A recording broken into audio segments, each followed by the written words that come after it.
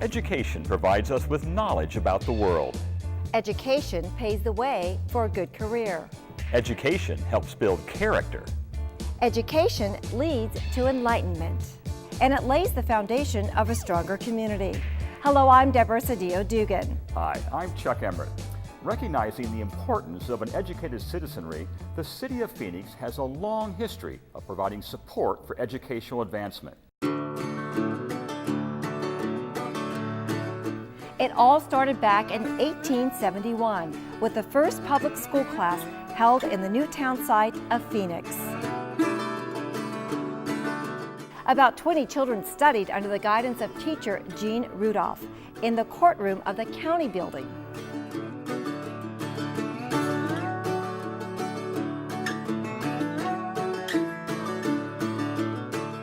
The first school was built in October of 1873, a small adobe on Central Avenue near where the San Carlos Hotel stands today. As Phoenix grew and prospered, brand new schools were built in the neoclassical revival style to celebrate the new advancements of the prospering young town. Phoenix was on the move, and our leaders set the tone for education to lead to a bright future. It needed a lot of repair, it needed a lot of touch-up, a lot of love. Now a welcome center for the Phoenix First School District, the Ralph Waldo Emerson School was the main elementary school for children in Central Phoenix throughout the 20th century. In 2011, renovations were approved to not only update technology inside the building, but also to restore its original exterior. When we started work on this building, we met with the community several times, of course, to ask, what did you remember, what needs to be preserved, what's the best thing for this or that. The brick and the color needs to stay the same, the roof needs to stay, the colors, and everything needs to go back to the exact condition, and that's what they're kind of expecting. That's why everything's back, the casework and everything, and all the window systems are all back to the white and original. We have quite the challenge with a historic building to upgrade it for the use of technology these days, you know, the wireless and all of the cabling. We had to bring in the internet and the data lines and all of the new phone systems and the things that are of modern day convenience to run a facility of this type, but on the outside still keep its historical preservation feel to the neighborhood. But even if there aren't kids lining the halls anymore, ex-students still appreciate the time and effort that has gone into restoring Emerson Court. You had, you know, parents that went here, and you go through, yeah, that's mom and dad and these pictures and stuff. So it was, you know, a continuing history, you know, generational. We saw people start to put money back into their own homes to make them better. And we can sit in the offices in this building and watch our neighbors make their homes better because we provided a gateway for that. You look at it from the outside and it still looks like what it was, you know, in the 60s when I went here. And it still brings a little tear to your eye. As the years went by, buildings and technology changed, but one thing has stayed the same. It's the positive influence on a person's life that a good quality education can make.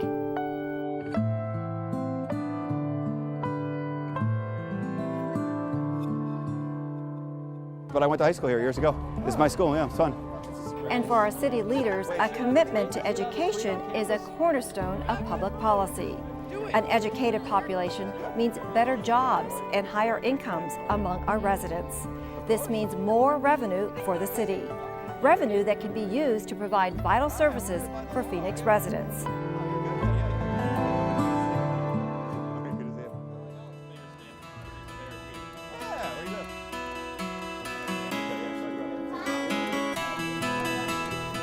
Saguaro Elementary School in the Washington School District offers advanced learning programs for its gifted students. Your details are good.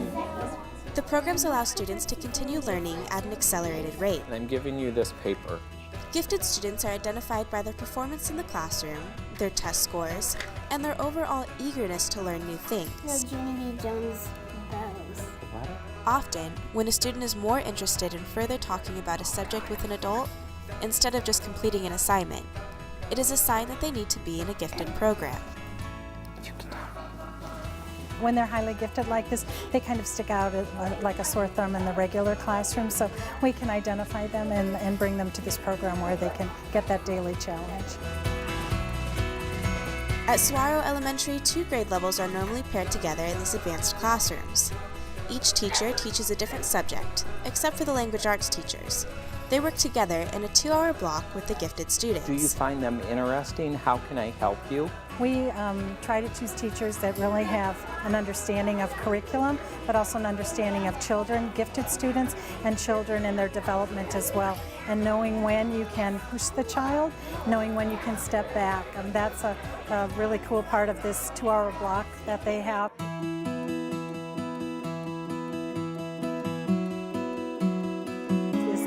The children own the work, it's their work, it's not an assignment that they're given, and the teachers are there facilitating, and that's a really neat part of the program as well, as facilitating learning, not being the person on the stage. So our teachers here do a lot of facilitating learning with students. The teachers at Saguaro Elementary are finding that students excel more when they are given creative freedom inside the classroom. But remember, these are black, they're on the wall. These students normally know the subject matter that's already being taught, so it's important to present material that is new and exciting for them. I write really well, and I can write stories the right way. When I learn, I like it. It makes me happy when I learn. The advanced classroom environment also allows for more cooperative learning activities. This class is different because we get to do a little more and we get to work with different people, and it's fun because we get to know them better. And there's more partnership and there's more group work. I like working with a partner because then I can get more ideas, and I get from stumped and I can just ask them for a little help. The work that the students do and that the teachers do together, it's just really empowering to come and see what the students are doing. My personal philosophy for a gifted program is that our gifted kids get to learn something new every day, just like every other child in school. And so in a program like this, they really get that opportunity that they're not coming to school and learning what they already know, but they're learning new things and getting to apply those new skills as well. Programs like the one at Saguaro Elementary are becoming more and more common in schools. Students are remaining challenged and becoming excited about what they're learning during every single school day. One of the ways Phoenix supports education is with educational television programming. The city operates an educational television station, No 99. It's on Cox Cable, Channel 99, and CenturyLink Prism. The station also celebrates education by producing positive videos on youth and education achievements. One of our most popular ones is a story of a teacher at Simpson Elementary School with some pretty impressive skills outside the classroom. Our very own Mr. Odiambo, as you know, has done a great thing. He has broken the Guinness World Book of Records for dribbling basketballs. Let's give him a round of applause.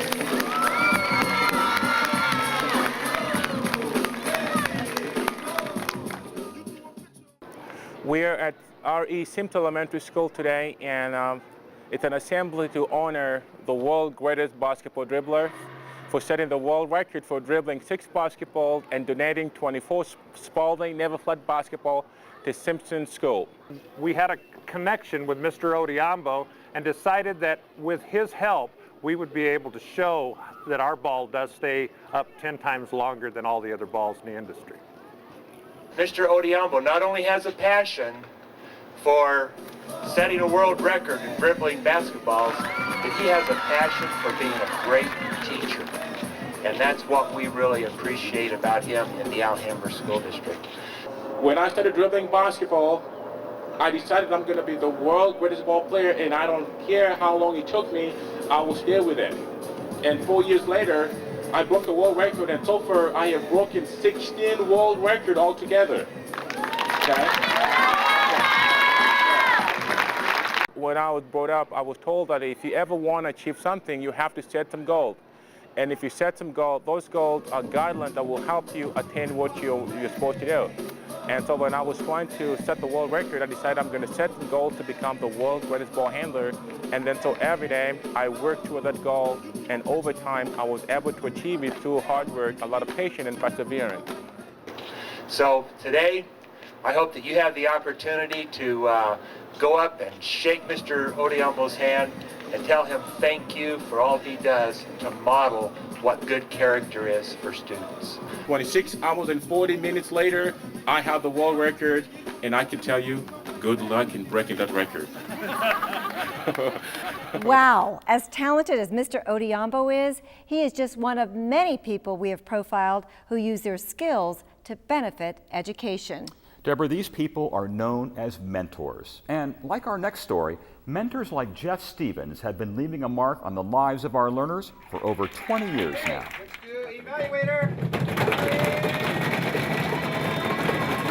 Jeff Stevens is a super mentor, helping students to succeed not only in school, but also in life. He coaches. So I admire you for what you've done today, how far you have come over the years, and we need to give you another big hand. He advises, and he prepares them for the future.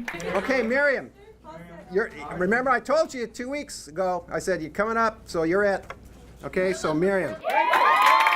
He teaches a uniquely interactive course where students get to practice and improve a variety of skills. Well, they get to write, so they actually create a story with a beginning, a middle, and an end. So it helps their writing skills, it helps their speaking skills, and obviously helps their communication skills. We try to have a high energy course. If we have what's called a hullabaloo, it goes back to the old 60s hullabaloo thing where the kids get up and get everybody excited about what's going on. And then we have different functionaries that do different things and gets everybody excited. So we clap for everybody, everybody gets up, gets clapped, and if they're not clapping enough, I push them to clap some more. I think I'm the luckiest high school teacher around because Jeff has come in and become their mentors, sometimes has played the father role for them. He plays the father role by teaching them to keep moving forward, that everything in life is possible if you never give up. Heather! He takes his time to explain to these young students that it's important to follow their dreams so they can have a better future. It's good that we provide that confidence level to them. It says, okay, this is all right, keep going with your life, keep moving forward, and that's what we try to do. It's just amazing what he has done to change their lives. These mentors make a big difference in a student's life and potential for success. No 99 Television mentors students as well. No 99 trains promising student talent in television storytelling techniques. The students from the ASU Walter Cronkite School of Journalism and Mass Communications refine their skills under the close supervision of No 99 and produce the video content you see on the channel. It's a win-win for everyone. The students get experience and No 99 gets fresh, innovative video content for television. Let's take a look at some of the interesting work the student interns have produced. Well, when I was, 5th grade, I was looking for a Father's Day gift, and my mom gave me this craft magazine and said how to make a duct tape wallet.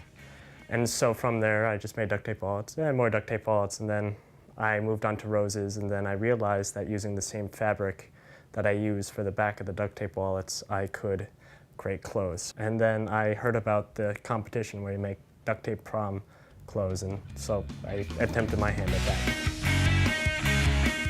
When I first made this, I had never done pants before, and at the end it took me about, I think it was 10 hours to do the tux. But when I made the dress, that took way longer. It was 25 hours to figure out. After working with it a while, your hands start to get sort of cramped and a little sticky because you've been working and tearing, and it actually sort of smells sort of like a combination of beef jerky and licorice. It sounds really strange, but it's the closest thing I can think of. I thought it was really awesome. I thought it was the neatest idea ever. I was just like, woohoo! I feel so honored. Out of 160 people, we were in the top 10. It's an experience like no other, and to do it, you do something that only a handful of other people across the country, and it's really part of something unique, and you get a really special feeling of accomplishment when you do it. I would not trade it for anything else in the world, so it was just amazing. Students walking into their English class at Alhambra High School might feel as though they've traveled back in time to a classroom their parents might recognize.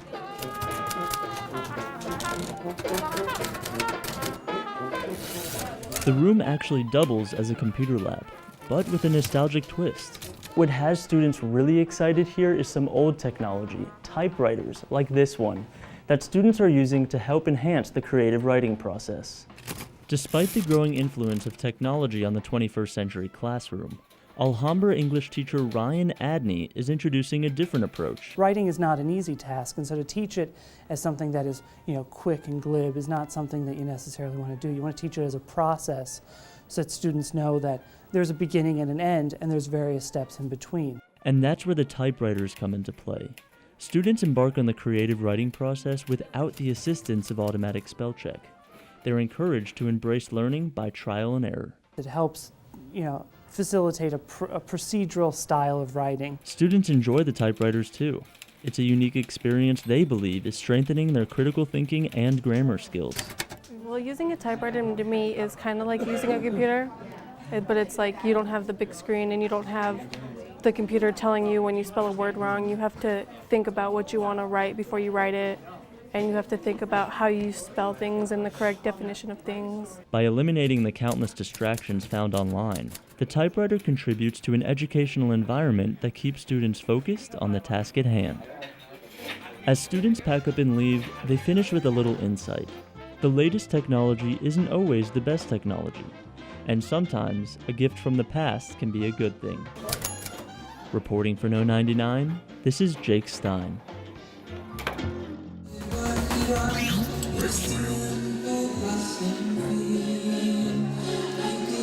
We're here today at the Alcohol-Free Quinceañera. This is an event that we put together through COPE Coalition.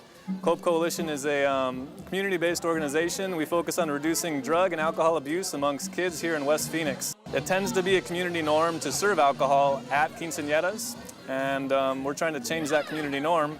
And we have 13 beautiful participants here that are in their own quinceañera today. This is their day, and we're showcasing them and sending the message that we can have a quinceañera without alcohol. A quinceañera, it's a Hispanic coming-of-age type ceremony. When the girl turns 15, it's when she transitions from her childhood into her adulthood. And there's various traditions that are a part of that. We're doing some of them tonight where the girls change their shoes. It's called, they get rid of their shoes as being youth, and then they put on high heels as young ladies. They also have a last doll ceremony where the girls are presented with their last doll, and this is the last doll of their childhood. So there's a lot of ceremonial aspects to this tradition that are really beautiful, and it's a formal expression of a young lady's coming of age. Thought that I wanted my dream to come true. This is like a privilege, and because there's no alcohol. Well, my dad's a really, really good parent. He's raised me good. He's like showing him being here and supporting me on this alcohol-free quinceañera means a lot to me because now I know that it's all about me, not that he's gonna get drunk or anything. Y me da mucho gusto de que nos están apoyando para realizar los sueños de todas las quinceañeras. The community expressed to various individuals within COPE Coalition that drinking alcohol is a problem amongst various dads and mothers and various family members, and it's causing younger generations to think that it's okay to drink alcohol. Realistically, alcohol is the most abused drug by youth in Arizona. So if we at COPE Coalition, we at Taros, we at in the community, we can make a difference by showing that we have an event that is alcohol-free and that is fun. We've got a live band. This is our first annual one. We hope to have another one next year, and we have a lot of motivation and support to continue that.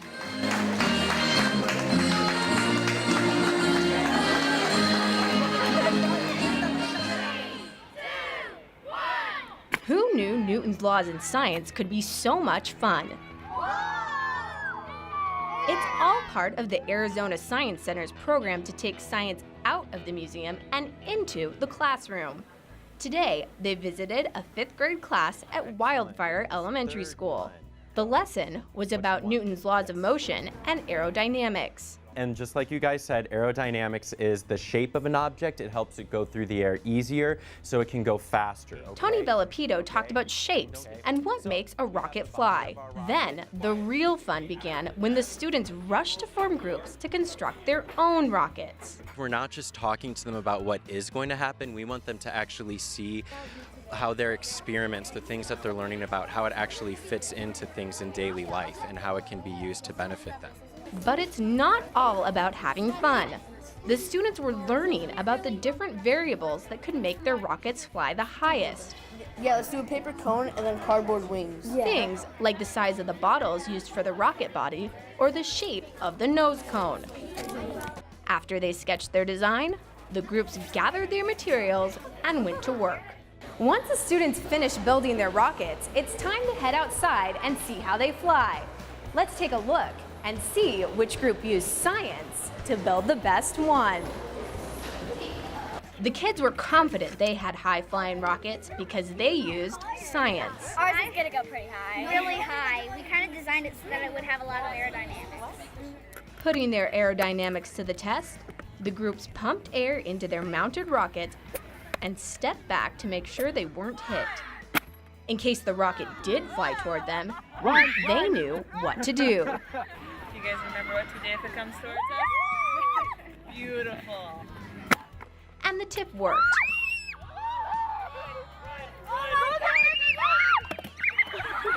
Most of the time. It almost hit, actually. I ran into it. That was scary. But overall, the rocket launchings were a success. And so was the learning. I love science. It's one of my best subjects. I wanted to be a teacher and teach science. Allowing the kids to experience being scientists can leave a greater impression than just learning the facts. It's the Arizona Science Center's hope that the experience can bring these facts to life and inspire kids to continue their scientific learning. For No 99, I'm Kelsey Wasung reporting. They say a dog is a man's best friend, but for these kids, a best friend can be any type of animal. Come here. From snakes to kittens, lizards to bunnies. All these critters want is a loving home. However, the problem with taking in a new pet is that most people simply don't understand the amount of care it takes to keep them healthy and happy. I learned that you should always learn about most of the animal before you get it. At the Arizona Animal Welfare League, children learn exactly how to take care of pets through a summer camp specifically designed to be hands-on. So it's a fun, interactive program. We like to get the kids hands-on because that hands-on is what impacts them later in life. Camp Roughin' It allows them to get up close and personal with a variety of animals, all while learning each pet's specific needs by trained instructors. This camp stresses education. It's all about teaching kids responsible pet ownership. They need to understand the risks and rewards of owning a special little critter like this one. Junior Vet Camp offers aspiring veterinarians a chance to see firsthand what a career with animals would be like. The Arizona Animal Welfare League is a no-kill shelter and focuses on finding their furry friends some loving homes. So the animals stay with us. We're committed to them, so they stay with us until they get adopted and find their forever home. A sense of compassion the league is hoping to pass on to its participants. They're fluffy, cute, they're like a man's best friend. Reporting for No 99 Television, I'm Megan Thompson. It's equally important to celebrate our youth. The city does so with the annual Outstanding Young Man and Outstanding Young Woman program.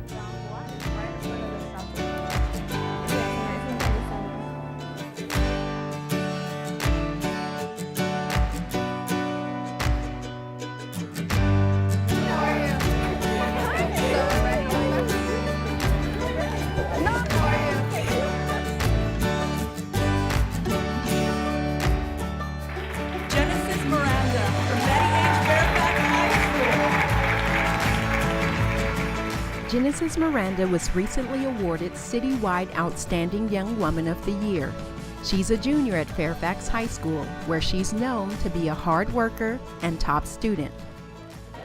Then the speculator sphere. I'm probably going to include a lot of that in my essay. She's dedicated.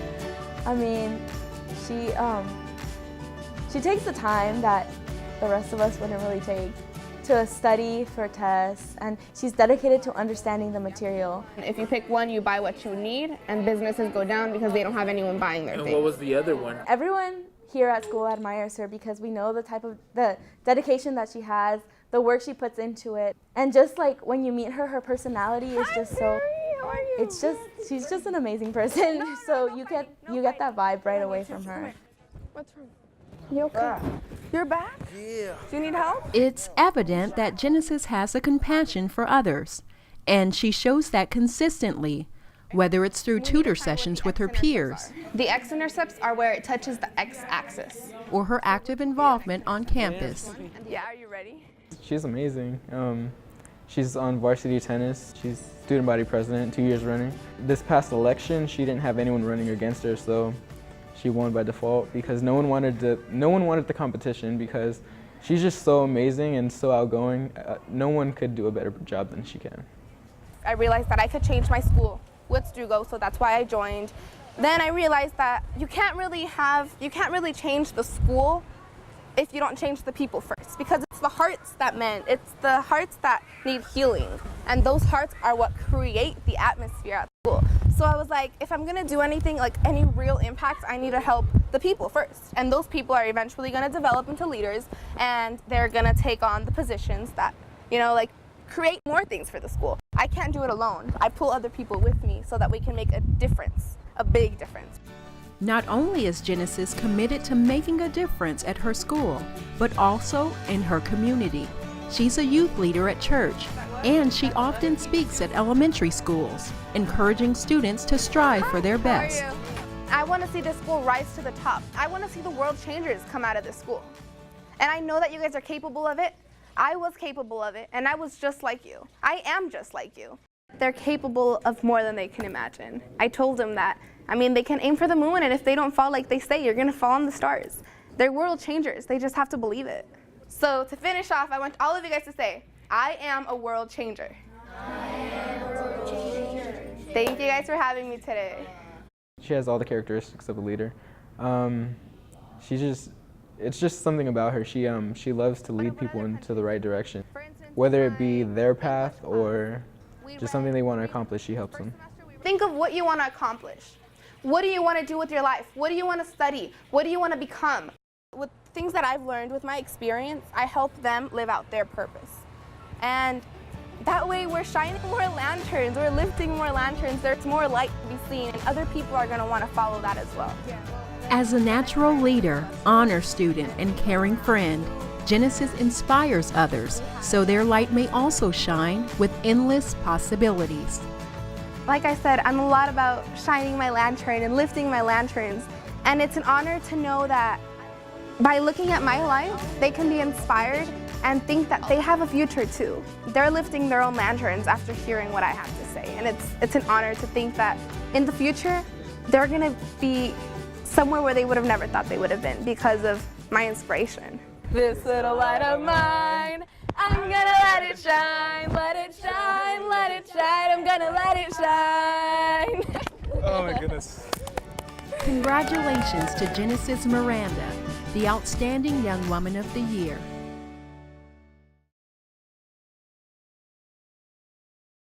Meet Kapil Kanagal, a junior at Brophy College Preparatory who was recently awarded the Citywide Outstanding Young Man of the Year. If anybody deserves something like that, it is him. He works hard, he's motivated, he's very guided on what he wants to do.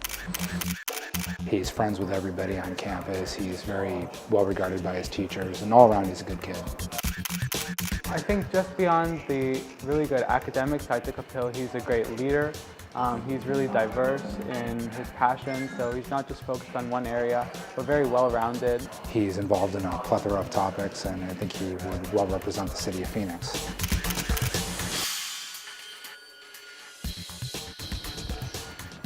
Kapil's 1 year older than me, and as soon as I walked on Brophy, he was one of the greatest role models for me.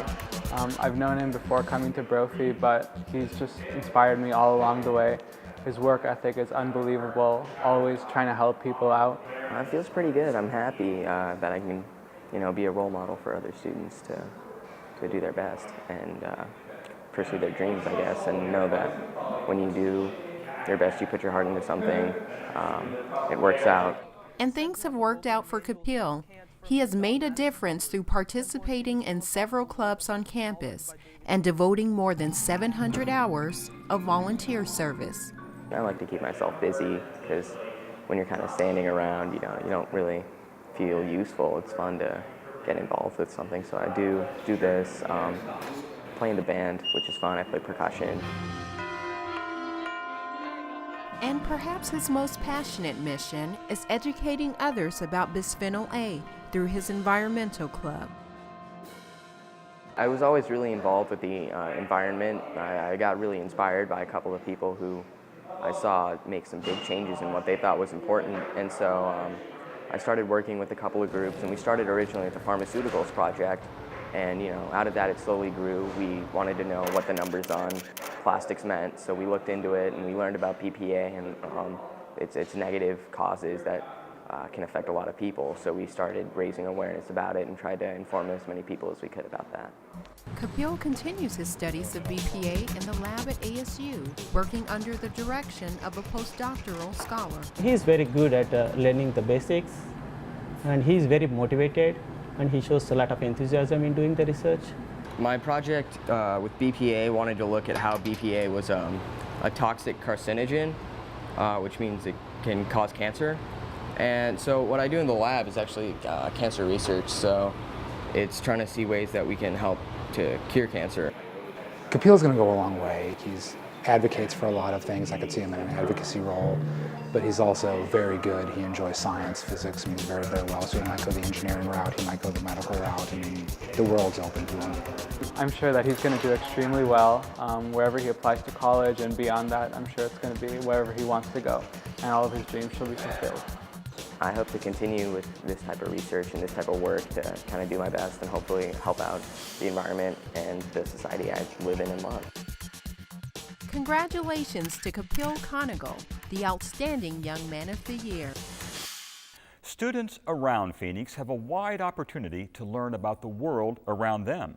They also have the opportunity to compete in sports. Let's take a look at what it takes to be a great student athlete. Exercise. We hear it a lot. Exercise, exercise, exercise. Well, it's important to toss a dose of exercise in your daily routine if you want to get fit and stay fit.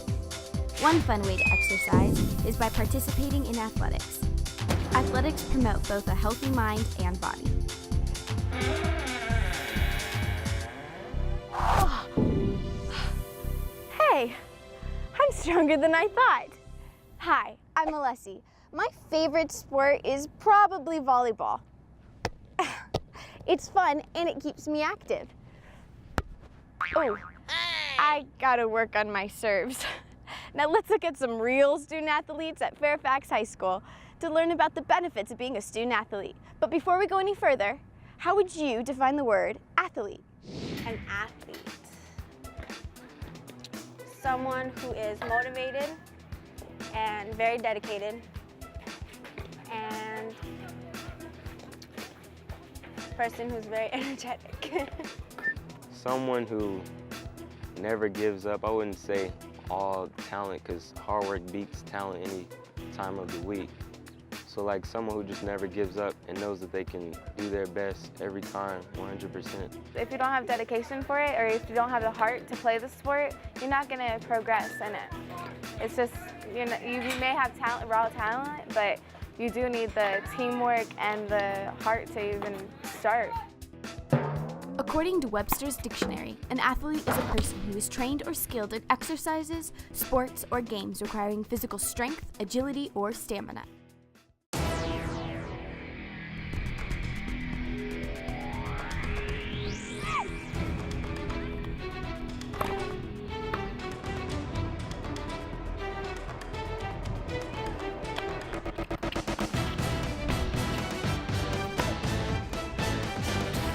I compete in 4 events: the 100-meter run, open, the 4x1, long jump, and triple jump. I compete in 3 events: the 400, the 4x4, and the 800-meter dash or run. I like competing in track because it's all individual. You have to work your hardest so that way you actually stand out and show off all the hard work that you put out in practice. I play third base, pitcher mainly, but I'm also a utility player, so I play all over the field. I actually play first and third. What I enjoy about the sport is the fact that it's a whole team sport. You can't just play it one person. You have to have everybody's help with it. We have to really rely on each other. There's not one specific person that's going to be able to come up and step up and win for the team. It has to be every single individual player has to step up. So that's what I love about the game. In races like the relays, 4x1, 4x8, 4x4, you're really depending on other people to do their best so that way they put you in a good position so you can do your best to keep the team on top. Not only on the field, but when you're in the dugout also, you cheer for the person that's batting, and so it's just that love of a team. Nice job, Marissa. Playing sports not only promotes team unity and camaraderie, but also top academics. Did you know that students who participate in extracurricular activities, like sports, are more likely to have higher grades?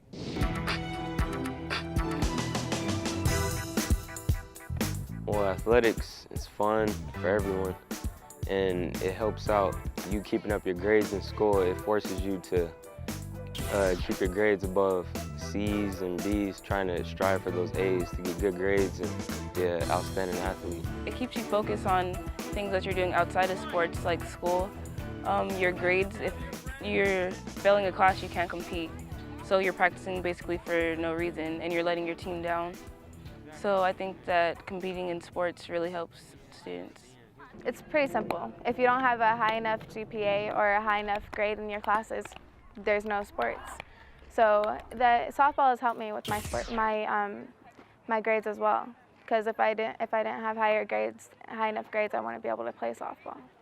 If they don't do well, we try to push them when they're letting the team down. You got to hang in there for the team, and they get on each other if they're not eligible. They got to help them with their homework to get their grades back up.